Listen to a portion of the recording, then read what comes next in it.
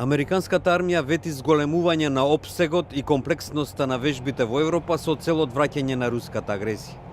До ова доаѓа откако американски тенкови, камиони и друга опрема во неделата пристигнаа во Германија.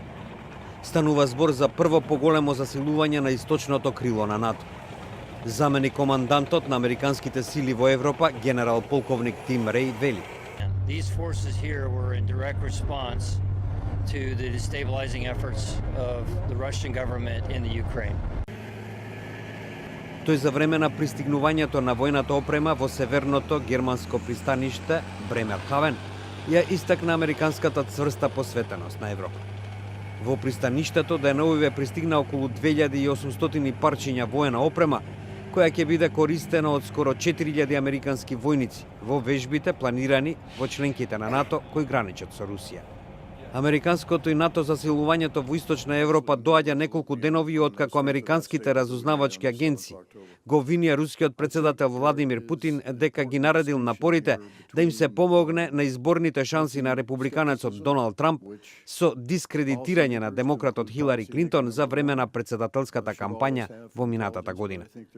Генерал полковник Реј изјави дека во Европа околу 70.000 американски војници се адаптираат на брзото менување на стратегиските предизвици, како руските воени операции во Украина, мигрантскиот бран од Сирија и исламскиот радикализам, односно нападите како оној во Берлин, кога во декември загинаа 12 луѓе. Американските сили и НАТО ја зголемуваат нивната способност за брз одговор на заканите со прераспоредување на опремата во Европа. We've done a great deal over the past 2 years in investment, and the investment this year will exceed $3 billion. It's going to include more naval, air, ground, and special operations rotational forces. Најновото пристигнување на тенковите и камионите е само еден дел од големите сили во кои ќе бидат вклучена и опрема за сајбер просторот и вселената.